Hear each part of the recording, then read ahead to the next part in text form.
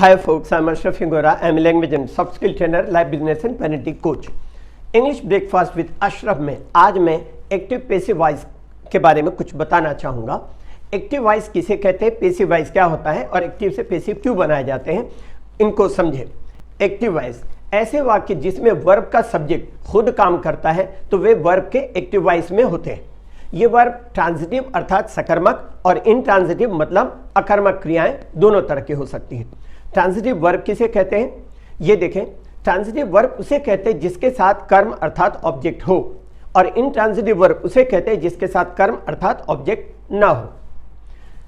एक एग्जांपल देखिएगा, रवि टीचर्स विजय। यहाँ टीचर्स सकर्मक क्रिया है और क्योंकि इसके बाद में ऑब्जेक्ट विजय लगा हुआ है। दूसरा एग्जांपल देखेंगे, ही लाफ्स लाउडली। यहाँ लाफ जो है वो इंट्रांजिटिव वर्ब है या अकर्मक क्रिया है क्योंकि इसके साथ में ऑब्जेक्ट नहीं है। पैसिव वॉइस ऐसे वाक्य जिसमें सब्जेक्ट काम नहीं करता बल्कि किसी के द्वारा सब्जेक्ट से काम कराया जाता है, पैसिव वॉइस कहलाता है।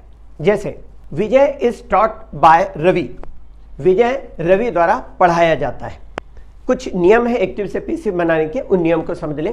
पहला, सिर्फ वही वाक्य एक्टिव से पैसिव में बदले जा सकते हैं जिनका वर्ब ट्रांजिटिव हो अर्थात जिनके साथ में ऑब्जेक्ट हो। इनट्रांजिटिव वर्ब का पैसिव वॉइस नहीं बन सकता, लेकिन अगर इनट्रांजिटिव वर्ब में प्रीपोजिशन लगाने से वो ट्रांजिटिव में बदल जाते हैं तो उनका पैसिव वॉइस बनाया जा सकता है। नेक्स्ट देखिएगा, वाक्यों में ऑब्जेक्ट को सब्जेक्ट के स्थान पर और सब्जेक्ट को ऑब्जेक्ट के स्थान पर रखते हैं और ऑब्जेक्ट के पहले जनरली बाय प्रीपोजिशन का यूज किया जाता है। कभी कभी दूसरे अन्य एप्रोप्रिएट प्रीपोजिशंस जैसे टू, विथ, एट, इन आदि का भी इस्तेमाल किया जाता है। नेक्स्ट देखिएगा, सब्जेक्ट के नंबर और वर्ब के टेंस के मुताबिक helping verb am, is, are, was, were, be, being और बीन का इस्तेमाल किया जाता है।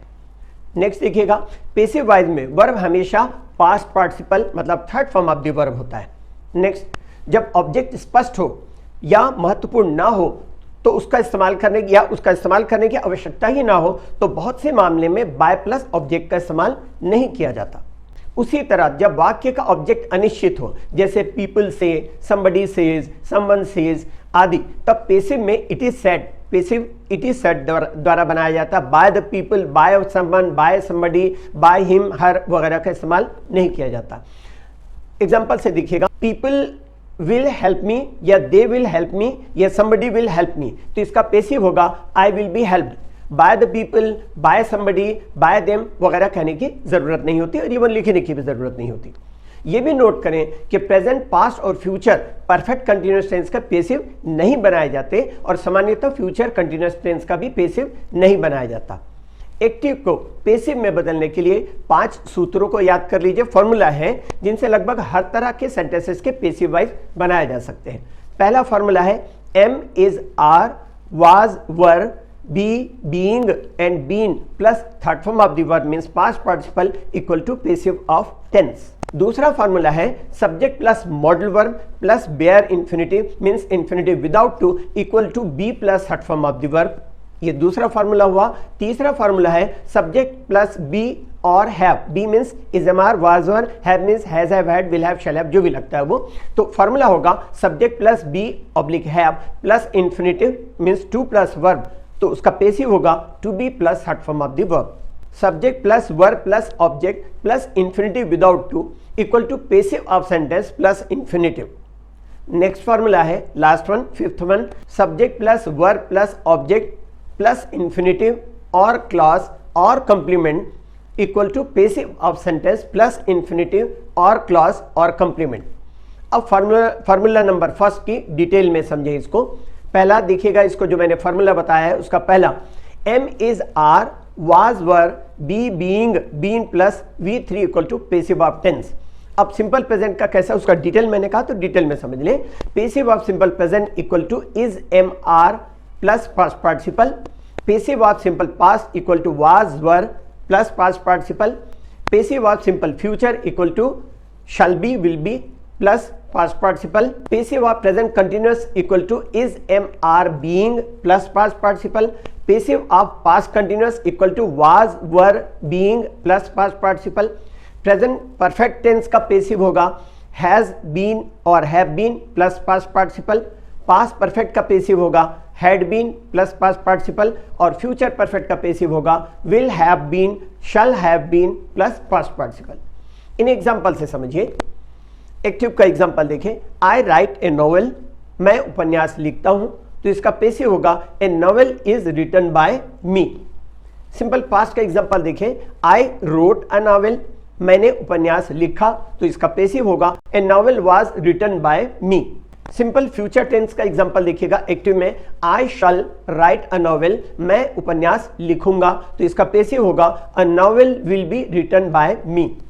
उसी तरह आगे देखिएगा प्रेजेंट कंटिन्यूअस टेंस का passive, I am writing a novel, ये एक्टिव का सेंटेंस है, तो इसका हिंदी में अगर मैं बोलूं तो मैं उपन्यास लिख रहा हूं, तो इसका पेसिव होगा a novel is being written by me, मेरे द्वारा नॉवेल लिखा जा रहा है।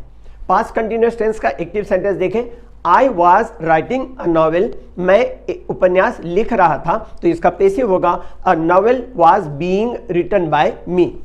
प्रेजेंट परफेक्ट टेंस का पेसिव एक्टिव देखिएगा sentence, I have written a novel, तो इसका पेसिव होगा a novel has been written by me. Past perfect tense का एक्टिव सेंटेंस देखिएगा, I had written a novel, मैं उपन्यास लिख चुका था, तो इसका पेसिव होगा a novel had been written by me, मेरे द्वारा उपन्यास लिखा जा चुका था। फ्यूचर परफेक्ट टेंस का एक्टिव देखिएगा, I shall have written a novel, मैं उपन्यास लिख चुका हूंगा, तो इसका पेसिव होगा a novel will have been written by me, मेरे द्वारा उपन्यास लिखा जा चुका होगा। इस तरह कुछ पेसिव वाइज में बाय प्लस ऑब्जेक्ट की जगह पर कुछ एप्रोप्रिएट प्रीपोजिशन का भी इस्तेमाल होता है, जैसे विथ, टू, एट, इन वगैरह।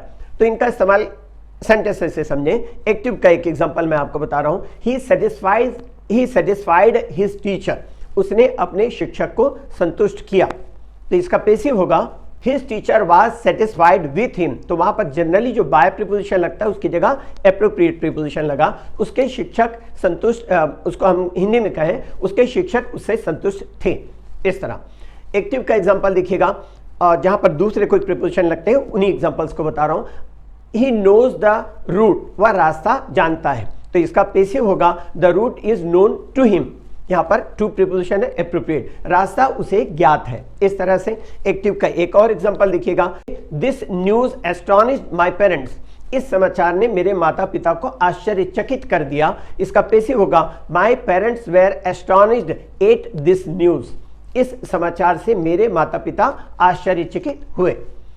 एक्टिव का एक और एग्जांपल देखें, my book has greatly interested her, my book has greatly interested her, मेरी किताब उसे बहुत अधिक रुचिकर लगी, तो इसका पेसिव होगा she has been greatly interested in my book, उसके द्वारा मेरी पुस्तक में बहुत अधिक रुचि ली गई। जनरली बाय प्रीपोजिशन का यूज होता है जैसे मैं बता चुका हूं, लेकिन कुछ जगहों पर एप्रोप्रिएट प्रीपोजिशन जैसा भी हमने देखा एट है, इन है, विथ है वगैरह, जो प्रीपोजिशन दूसरे भी यूज हो सकते हैं। इंग्लिश के लिए आप मेरे channel English breakfast with Ashraf and soft skill के लिए Ashraf the mover and shaker को लाइक, शेयर एंड सब्सक्राइब करें, कमेंट सेक्शन में कमेंट करें, बेल आइकॉन प्रेस करें और मेरी बुक जरूर पढ़ें। Thanks for watching.